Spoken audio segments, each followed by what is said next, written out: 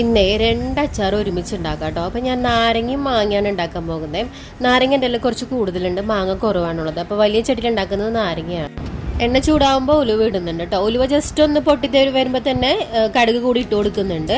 രണ്ടും ഒരുവിധം നല്ല രീതിയിൽ ചെറുതായിട്ടൊന്ന് പൊട്ടിക്കുന്നേ ഉള്ളൂ. അത് കഴിയുമ്പോൾ ഇഞ്ചി വെളുത്തുള്ളി ഞാൻ എടുത്തു വെച്ചിട്ട് 2-3 ദിവസമായി ഫ്രിഡ്ജിൽ, അതുകൊണ്ടാണ് ആ വെള്ളം കാണുന്നത്.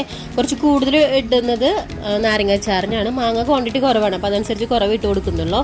ഇതൊന്ന് കിടന്നിട്ട് ജസ്റ്റ് ഒന്ന് ഫ്രൈ ആയി വരണം. ഒരുപാട് ഡീപ്പ് ഫ്രൈ ഒന്നല്ല, അതിലെ ജലാംശം ഒന്ന് പോയി കിട്ടണം. അതുവരെ ജസ്റ്റ് ഒന്ന് മൂപ്പിച്ചെടുത്തിട്ട് മുളക് പൊടി ചേർത്ത് കൊടുക്കും.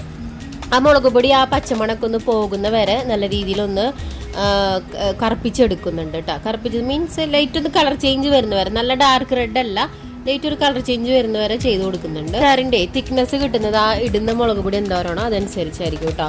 ഇതിന് ശേഷം ഞാൻ കുറച്ച് കായ്പ്പൊടിയും കൂടി ചേർത്തിട്ട് നമുക്ക് എന്താണ് അച്ചാറിടാനുള്ളത് അത് എരിഞ്ഞു വെച്ച് അങ്ങോട്ട് ചേർത്ത് കൊടുക്കും. അത്രേ ചെയ്യുന്നുള്ളൂ. ഈ കായ്പ്പൊടി ചേർക്കുന്ന സമയത്ത് എനിക്ക് മനസ്സിലായത് കായ്പ്പൊടി തീർന്നു എന്നുള്ളത്. അതും അച്ചാറിന് ലാസ്റ്റ് വീണ്ടും കായ്പ്പൊടി ചേർത്ത് കൊടുക്കുന്നുണ്ട് കേട്ടോ.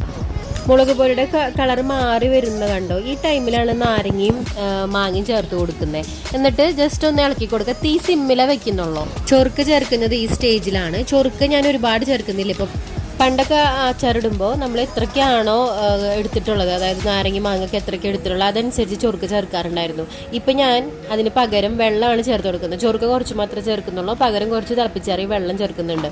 അതിൽ അച്ചാർ ഇതുവരെ കേടുവരുന്നതായിട്ടൊക്കെ തോന്നിയിട്ടൊന്നുമില്ല. പിന്നെ ഉപ്പിട്ട് കൊടുക്കുന്നതും ഈ സ്റ്റേജിലാണ്.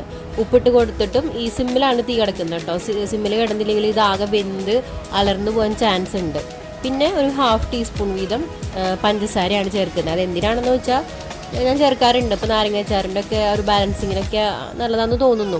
പിന്നെ കടുക് ചതച്ച് എണ്ണയിൽ വറുത്തിട്ട് ഞാൻ മാങ്ങച്ചാറിൽ ചേർക്കുന്നുണ്ട് കേട്ടോ. കായപ്പൊടി ഞാൻ വാങ്ങിച്ചു. അപ്പോൾ തീയൊക്കെ ഓഫ് ചെയ്തതിന് ശേഷം വീണ്ടും കുറച്ച് തൂളി കൊടുക്കുന്നുണ്ട്.